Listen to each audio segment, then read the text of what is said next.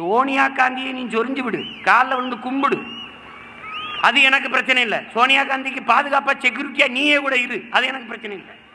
ஆனால் சோனியா காந்திக்கு புலிகளால் ஆபத்து என்று சொல்வதற்கு உனக்கு எப்படி நாக்கு வந்தது? அது திமுகவின் தலைமை கண்டிக்கல, கூட இருந்து சொரிஞ்சு விடுற கூட்டணிக்காரர்கள் பேசல, சோவிக்கு வாயில சுழுக்கு, அது வராது வராது. நாம ராஜீவ் காந்தியின் மரணம் சரிதான் என்று பேசும்போது அதை எப்படி இவர் சொல்ல? நான் தான்டா சொல்லுவேன், வேற எவன்டா சொல்லுவான்? நான் தான் சொல்லுவேன். பிரபாகரன் பிள்ளைகள் நாங்க தான்டா சொல்லுவோம், நாங்க தான் சொல்லுவோம். எங்க இனத்திற்கு ஒரு பெருமை இருக்கு. நீ எப்பேற்பட்ட கொம்பனாவும் இரு, நீ எந்த நாட்டின் அதிபனாவும் இரு, என் இனத்தை தொட்டால் உன்னை தூக்கும்டா என்ற வரலாறு எனக்கு இருக்கு.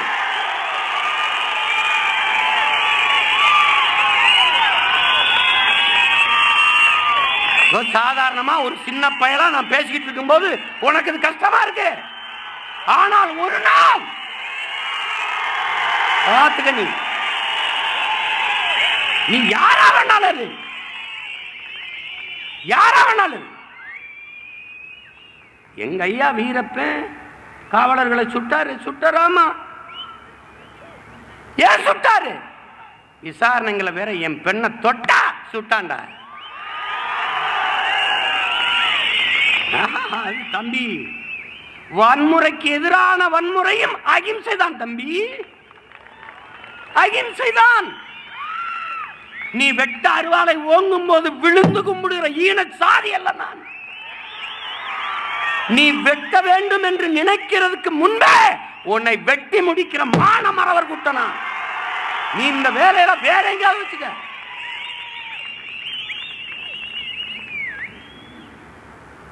திடீர்னு இப்படிலாம் பேசினா ஓட்டு போட யாரு கேட்டா? உன்கிட்ட ஓட்டு யாரு கேட்டா?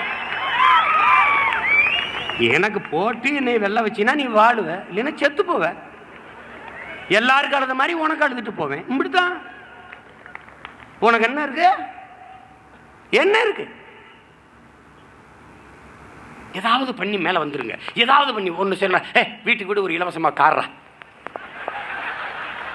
இந்த தேர்தல் அறிவிக்க போறேன், வீட்டுக்கு வீடு இலவசமா ஒரு கார். ஆட்சியமா கார் தர்றான், கார் தர்றான், கார் தர்றான், கார் தர்றான்னு என்னை ஓட்டு போட்டு வெளில விட்டுருவான்.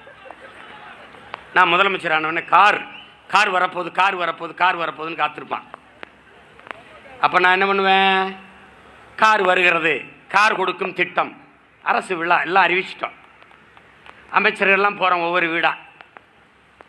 போனோடனே கார் இல்லை, கையில் சின்னதாக ஒரு படம் இருக்கு.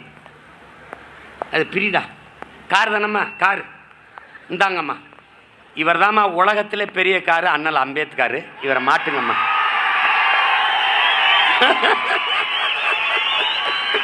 நீ செய்யறனா இல்லையான்னு பாரு, இது செய்ய கட்டாயம் செய்யும். 4 தூண், சாதி மதம் சாராயம் பணம், நடுவால ஒரு பெரிய தூண் திரைக்கவர்ச்சி. இவன் பிரபாகரனை தீவிரவாதி என்கிறான், ரஜினிகாந்தை தலைவன் என்கிறான். சில சமயம் தோணும், சரி இவங்களை விட்டு எக்கேடு கட்டு போனான்னு, நம்ம விட்டு போனான்னு அப்படின்னு.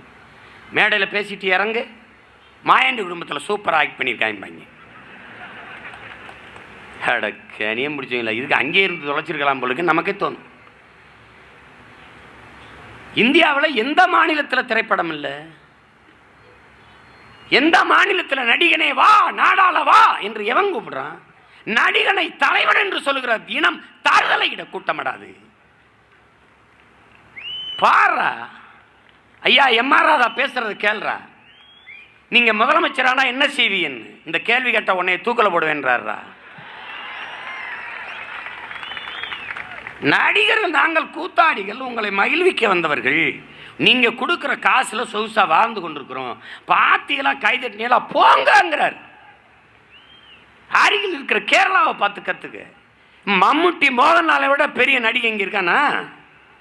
இருக்கானா? கட்சி ஆரம்பிக்கணும் எண்ணம் இருக்கா? சொல்லு. பிரேம் நசீர் 500 படம் நடிச்சு அந்த கேரள மக்களினுடைய இதயம் முழுக்க நிறைந்திருந்த ஒரு முதன்மை நடிகர். காங்கிரஸ் மாநாடு, அவர் காங்கிரஸில் இருந்தார். பேசி கொண்டிருக்கும்போது பிரேம் நசீர் பேச வர்றாரு. கூட்டத்தில் இருந்துச்சு ஒருத்தன் அவரை உட்கார சொல்லுன்றான். அவன் ரசிகன் ஒருத்தன் எந்திரிச்சு உட்கார சொல்ல வரேன்றான். ஏய், அவர் எவ்வளோ பெரிய நடிகர், அதனால தான் சொல்கிறேன், அவரை உட்கார சொல்லி நீ பேசு. அந்த தெளிவு, அந்த புரிதல் ஏன் நமக்கு இல்லாத போனது? அதே பிரேம் நசீர் தனியாக ஒரு மாநாடு போடுறார், ரசிகர்களெல்லாம் கூப்பிடுறாரு. கூப்பிட்டு எல்லாரையும் கூப்பிட்டு உட்கார வச்சுட்டு நான் கட்சி ஆரம்பிக்க போகிறேன்றார். கூட்டத்திலேருந்து 4-5 பேர் செருப்பை எடுத்து வீசிடுறான். செருப்பால் எரிஞ்சிடறான், இறங்கி போயிடுறாரு. அதோட முடிஞ்சு. இது வரைக்கும் கேரளாவில் எந்த நடிகனுக்கும் கட்சி ஆரம்பிக்கணும்னு என்ன வரல. ஆனால் இங்கே நடிப்பாங்க. ஒருத்தன் எழுதுறானே, இராணுவ வீரன் நாட்டை பாதுகாக்கிற பணியில் இருந்த இராணுவ வீரன் ஓய்வு பெற்றால் வாயில் காவலன் ஆகிறான், வாட்ச்மேன் ஆகிறான். ஆனால் நடிகன் ஓய்வு பெற்றால் முதலமைச்சர் ஆகிறான். என்னடா இது கொடுமைன்றான். என்ன கொடுமை இது? அவர் வருவார், அவர் அமெரிக்க மாப்பிள்ளை, டாக்டர், இன்ஜினியர்லாம் கிடையாது, ஸ்ட்ரைட்டு ஹீரோ தான் அவர் வருவார். அவரை சீஃப் மினிஸ்டர் நீங்கள் ஆக்கிடணும். I am waiting. வா, காத்திருக்கோம். நாங்களும் எல்லாரையும் பார்க்கறோம்ல, ஸ்டாலினை பார்க்கறோம், உதயநிதி ஸ்டாலினை பார்க்கறோம், எல்லாரையும் பார்க்கறோம். ஏய், உங்கள் கொடுமைகளெல்லாம் ஒழிக்காமடா நாங்கள் போயிடுவோம். இந்த தமிழ் கூட்டம் இப்படி ஒரு இனத்தை கொண்ட காங்கிரஸுக்கு ஓட்டு போட்டு 8 பேரை வெளில வச்சுட்டு, 8 பேரை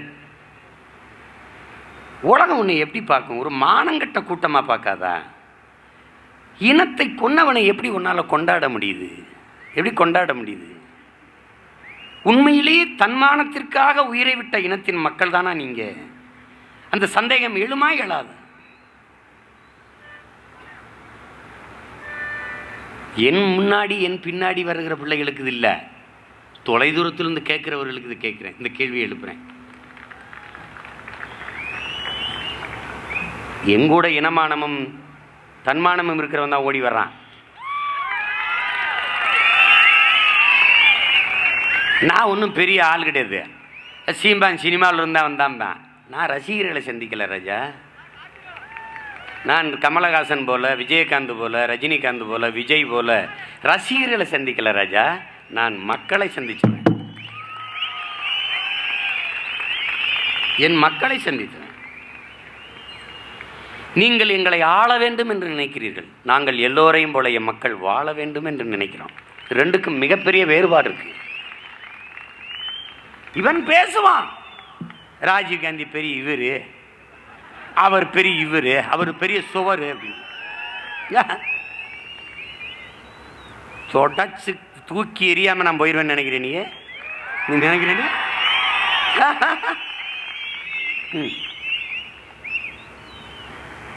திராவிட முன்னேற்ற கழகம்ங்கிற கட்சி நல்ல கட்சி, அதில் இருக்கிற பூரா நம்மால். நீனும் நானும் என்ன உணர்வில் நிற்கிறோமோ அதே உணர்வுக்காக வந்தவன் நான். அங்கே தமிழுக்காக, தமிழ் இனத்திற்காக, தமிழ் இனத்தின் எதிர்காலத்திற்காக, மாநில தன்னாட்சிக்காக வந்தவன். அத்தனை இன உணர்வும் மாணவன் கொண்ட தமிழ் பிள்ளைகளை, தமிழ் மக்களை அடமான வைத்தவர் கருணாநிதி.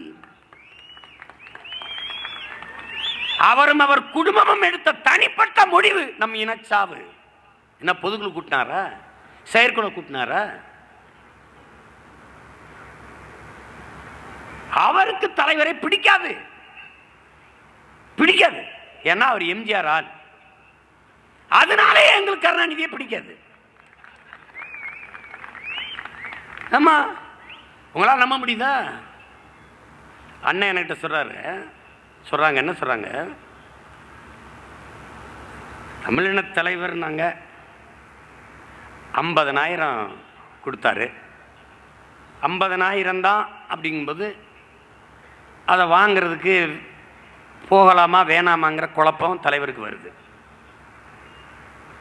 2 லட்சத்தை பிரித்து 4 இயக்கங்களுக்கு 50-50 கொடுக்கறது என்று கருணாநிதி அவர்கள் முடிவெடுத்துறாங்க. அப்போ தலைவர் போகலாமா வேணாமான்னு நினைக்கிறாங்க. அண்ணன் நடேசன், பேவி சுப்பிரமணியம் அவங்கெல்லாம் வந்து கருணாநிதி மேலே ரொம்ப பற்று கொண்டவங்க. ஐயா கலைஞர் கருணாநிதி மேலே. பேவி சுப்பிரமணியத்தை நீங்கள் போய் வாங்கிட்டு வாங்க, நான் வரலைன்றார் அண்ணன். அவர் போகலை, அவருக்கு காய்ச்சல் ஆயிடுது, வாங்கலை. அது காரணம் நம்முடைய ஐயா புலமை பித்தன் போன்ற பெருமக்கள். தம்பி எம்ஜிஆர் அதிகாரத்தில் இருக்கிறாரு, அவர் ரொம்ப உணர்வுபூர்வமானவர், அதாவது சென்சிட்டிவான ஆள்.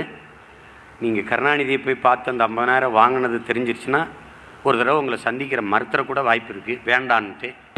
அதனால் கொஞ்சம் பொறுங்க தம்பி என்று சொன்னவொன்னே அண்ணன் வந்து சரி அப்படியா சரி அப்படின்னு நீங்கள் பேவியான்ட்ட போய் நீங்கள் வாங்கிட்டு வந்துடுங்க, நான் இருக்கேன்ட்டு. இப்போ எம்ஜிஆரை பார்க்க தலைவர் போகிறார். போனபோது வண்டியில் போகும்போது அண்ணன் நினைக்கிறாராம், தமிழின தலைவருங்கிறாங்க, அவர் 50,000 தான் கொடுத்தாரு, இவர் ஏதோ கொடை வள்ளலுங்கிறாங்க, சரி என்ன எவ்வளோ கொடுப்பாருன்னு பார்ப்போம் அப்படின்னு போகிறோம். போனவுடனே தலைவரை சாப்பிடுங்க அப்படின்னு பேசணும். சரி அதெல்லாம் முடிஞ்ச பிறகு வாங்க என்று கூட்டிகிட்டு போகிறாங்க. தலைவரை மட்டும் கூட்டிகிட்டு போகிறாங்க.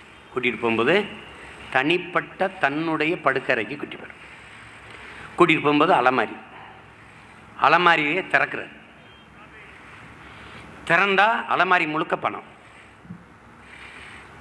பணத்தை திறந்து விட்டுட்டு, தம்பி இதில் எவ்வளோ வேணுமோ எடுத்துக்கிறங்க அப்படின்னு இந்த பக்கம் திரும்பிட்டு, நல்லா கொஞ்சம் இந்த பக்கம் திரும்பிக்கிறாரு. இது எனக்கு எப்படி தெரியும், எங்கள் அண்ணன் என்கிட்ட சொல்கிறாங்க எம்ஜிஆரை பற்றி பேசும்போது இப்படி திரும்பிக்கிறாங்க.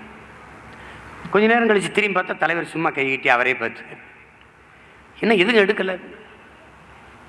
இல்லைண்ணா நான் எடுத்த ஒருவேளை குறைவாக எடுத்துருவோன்னா நீ எல்லாம் நீங்கள் ஏன்னா அந்த பக்கம் இல்லைடா நான் உன்னையே பார்த்துக்கிட்டு இருந்தேன்னா நீ கொஞ்சமாக எடுத்துருவியோன்னு பயந்துக்கிட்டு தான் நான் அந்த பக்கம் திரும்பிக்கிட்டேன். இல்லைண்ணா நீங்கள் அந்த பக்கம் திரும்பிக்கிட்டு தானே நான் அதிகப்படியாக எடுத்துட்டேன்னா நீங்கள் தப்பாக எடுத்துக்கிறீங்களோ நான் பயந்து எடுக்கலைண்ணா. எப்படி இருக்கு பாருங்க என்ற சொல்கிறாரு. இந்திய அமைதிப்படையை எதிர்த்து நான் சண்டை பிடிச்சிக்கிட்டு இருக்கேன். அப்போ தளபதி கிட்டுவை கூப்பிட்டு 36 லட்சம் ரூபாயை பெட்டிகளை வச்சு தம்பி கஷ்டப்படுவான் கொண்டு போய் கொடு. இது அண்ணன் கேட்கல, என் அன்பு பிள்ளைகளே, அண்ணன் கேட்கல. அவர் பெட்டிகளை வச்சு இந்த 36 லட்சத்தை தம்பிகிட்ட கூட கஷ்டப்படுவான் அப்படின்னு. அண்ணன் என்ன சொல்கிறாங்க, உங்கள் நாட்டு சட்டப்படி பார்த்தா அது தேச துரோகம், ஏன்னா உங்கள் நாட்டு இராணுவத்தை தான் நான் எதிர்த்து சண்டை போடுறேன். அதை மீறி அவர் எனக்கு வந்து பணம் கொடுத்தாருன்னா பாரு, அவருக்கு நான் விசுவாசம் இல்லாமல் எப்படா தம்பி இருக்க முடியும்? அவர் சொல்றார், என்னை நம்பினார், என்னை நேசித்தார், நான் அவருக்கு விசுவாசமா இருந்தேன்.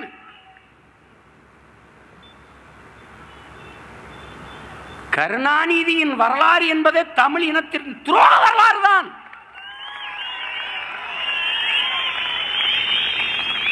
எல்லாமே வஞ்சகம், சூழ்ச்சி, எல்லாமே. இப்ப பாரு, மாநிலங்கள் பிரிக்கப்பட்ட நாளை கொண்டாடப்படாதான். அண்ணா என்னைக்கு தமிழ்நாடுன்னு பேர் வச்சாரோ அதை கொண்டாடணுமா? திராவிட திருவாளர்கள் நவம்பர் 26 தமிழ் தேசிய இனத்தின் தலைவன் பிரபாகரனின் பிறந்த நாள், அதை பெருமை நினைக்க கூடாதான். பெரியார் சட்ட நகலை எரித்த நாளை கொண்டாடணுமா? அப்படி கொண்டாடணுமா? இவங்களை மாறி இன துரோகிகளை நீங்கள் உலக வரலாற்றை கொண்டு எடுக்க முடியாது. என் தலைவனை அறவே கருணாநிதிக்கு பிடிக்கிறது. ஏன் நான் தலைவனா அவன் தலைவனா தமிழினத்திற்கு? பார் வரலாற்றில் எவன் தலைவன், யார் தலைவன்? இப்ப உன் கட்சியே உன்னை சொல்றதில்லை, உன் மகனை சொல்லிக்கிட்டு இருக்கு. ஸ்டாலின் எழுதி படிக்கும் போதே 7-8 பிள்ளையோட படிக்கிற ஸ்டாலினை சொல்லிக்கிட்டு இருக்கு.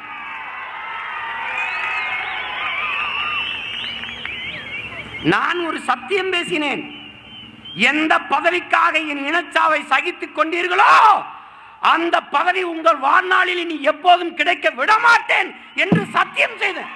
அது கிடைக்கல. இப்பவும் சொல்றேன், ஒரு போதும் உங்களை வெல்ல விட மாட்டேன். நான் வெல்வது வீழ்வதல்ல பிரச்சனை, உங்களை வீழ்த்துவதான் எனக்கு இருக்கிற முதன்மை நோக்கம். அம்மையார் ஜெயலலிதா காலத்தில் இதெல்லாம் தடை இல்லாமல் எனக்கு வந்துகிட்டு இருந்துச்சு. எல்லாம் நீங்கள் விளங்கிக்கணும். அவங்க ஆட்சி முடிஞ்சு நம்மால் வந்துட்டாருன்னு நினைக்கும் போது சுத்தமா கடலிலே இறுக்கி மூடிட்டார்.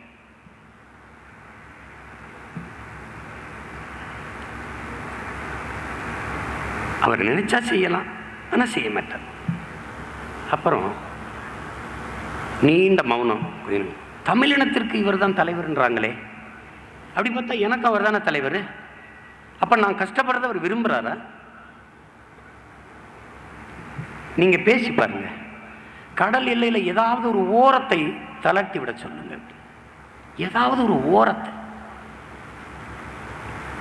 அதை பேச வந்த என்னை கடைசி வரை கருணாநிதி சந்திக்கல. பாருங்க காலம். எல்லாரும் சொன்னாங்கன்னு அவர் இறந்து போன நிகழ்வுக்கு போனேன். காலம் என்னை கடைசி வரை ஒரு முகத்தில் முழிக்கவில்லை, வேற பக்கம் கூட்டி போயிட்டு.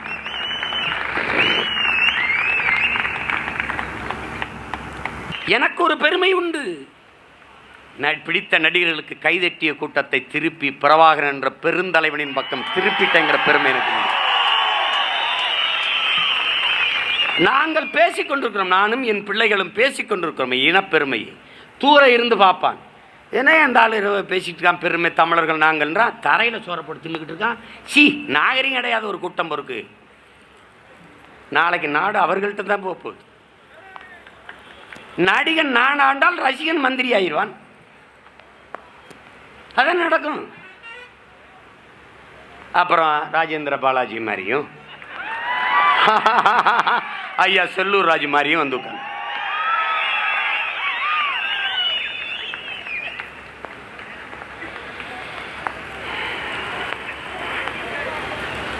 செல்லூர் ராஜை மிஞ்சுகிற விஞ்ஞானிகள் எல்லாம் இருக்கிறார். வட இந்தியாவில் சிவலிங்கத்துக்கு ஒருத்தன் மாஸ்க் கட்டிட்டு காற்று மாசுபட்டுருச்சு. நான் தான் சொல்லிட்டேன்டா, நீங்களாம் செத்து போக போறியே, இந்தியா விற்று விட்டாங்கன்னு நான் பல தடவை சொன்னேன், எவனும் கேட்கல.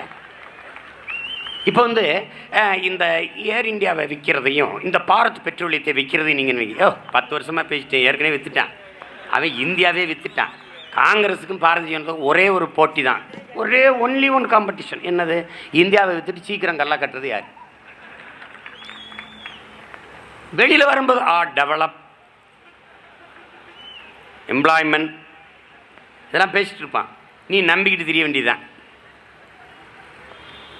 நான் பல தடவை சொல்லிட்டேன் ராஜா, நாங்கள் கருது அறுத்த பிறகு வயலில் மாட்டை மேய்ச்சலுக்கு விடுவோம். ஏன்னா கருதுக்கு இடையில் நெல்லுக்கு இடையில் முளைச்சிருக்கிறதுக்குல புல் பூண்டு திங்கிட்டும்னு நடு வயலில் முளைக்குச்சி அடிச்சிருவோம் ராஜா. நடு வயலில் முளைக்குச்சி அடிச்சிருவோம். பெரிய வடம் மாதிரி கயிறை விட்டுருவோம். அவர் என்ன பண்ணுவார், மாடு வரப்பு முழுக்க சுற்றி எல்லா பக்கம் மேய்ஞ்சிட்டு எங்கே முளைக்குச்சி இருக்கோ அங்கே வந்து படுத்துவார். நீ என்ன வேணாலும் சுற்றி வா ராஜா, உன் முளைக்குச்சி என்கிட்ட தான் இருக்கு, நீ தப்பிக்கவே முடியாது. எங்களை விட்டால் உங்களுக்கு நாதியே கிடையாது. ஏனால் எங்களை போல பேரன்பு கொண்டு இந்த மண்ணை, இந்த மக்களை, இந்த நிலத்தை, வளத்தை, இந்த காட்டை, இந்த மலையை, இந்த ஆறை, இந்த அருவியை, இந்த பூச்சிகளை, இந்த வண்டுவை, இந்த புழுவை நேசிக்க ஒரு மகனும் உலகத்திலே கிடையாது. அது எனக்கு இப்ப சமீப காலமாக கொடுக்குற அறிவுரைகள் இருக்க, அதை அப்படி பேசியிருக்க கூடாது, இதை இப்படி பேச வேண்டும், இதில் கவனமாக இருங்கள், இதை ஏன் பேசினீர்கள், நமக்கு ஓட்டு வராது. ஏய் சும்மா ஓட்டு கீட்டு வேண்டான்ட்டேன். பிரபாகரன் படத்தை எடுத்துட்டீங்கன்னா உங்களுக்கு நிறைய பேர் ஓட்டு போடணும். போட வேணாம், போட வேணாம். 17 லட்சம் பேர் மான தமிழ் மகன் போட்டிருக்கானடா, மான பிள்ளைகள் போட்டிருக்காங்க. நாம் தமிழர் ஆட்சி அமைச்சா கன்னடர் இந்த ரோட்டில் போகக்கூடாதுன்னு சட்டம் போடுவோமா? மலையாளி வீட்டுக்கு தண்ணி வராதுன்னு போடுவோமா? தெலுங்கருக்கு மின்சார இல்லைன்னு போடுவோமா? எல்லாருக்கும் தான். கல்வி இலவசம் எல்லாருக்கும் தான். தரமான மருத்துவம் எல்லாருக்கும் தான். தூய குடிநீர் விநியோகம் எல்லாருக்கும் தான். அதை புரிந்து கொண்டு தமிழ் தேசிய மக்களோடு அரசியலில் எல்லோரும் பயணிக்கணும். நீ என்னை எதிரியா நினைக்க கூடாது. உனக்கு நீர் கொடுத்து, சோறு கொடுத்து, வாழ இடம் கொடுத்து, பாதுகாப்பாக வச்சு, அரசியலில் பதவி கொடுத்து, எல்லாம் வச்ச தமிழ் மக்கள் இவர்கள் முன்னெடுக்கிற அரசியலோடு நீங்கள் இணைந்து பயணிக்க கடமைப்பட்டவர்கள். ஏன்னா உலகம் பூரா நாங்கள் அப்படித்தான் பயணிக்கிறோம். எங்களுக்கு என்று தனித்த அரசியல் கிடையாது. இந்த ஒரு தாய் நிலம்தான். இந்த நிலத்தை நீ எடுத்துக்கிட்டா என் மொழி அழிவதை பற்றி தெலுங்கர்களுக்கு கவலை இல்லை, மலையாளிகளுக்கு கவலை இல்லை, கன்னடர்களுக்கு கவலை இல்லை, பீகாரிக்கு கவலை இல்லை, குஜராத்திக்கு கவலை இல்லை, மார்வாடிக்கு அவனுக்கு கவலை இல்லை. ஏன்? அவன் தாய்மொழியை காப்பாற்ற அவனுக்கு மாநிலம் இருக்குது, அதிகாரம் இருக்குது. எனக்கு இந்த ஒரு இடம் தான் இருக்கு. என் மொழி அழியுது எனக்கு தெரியுது, என் இனம் அழிகிறது எனக்கு தெரியுது, என் வளம் களவு போகிறது எனக்கு தெரிகிறது.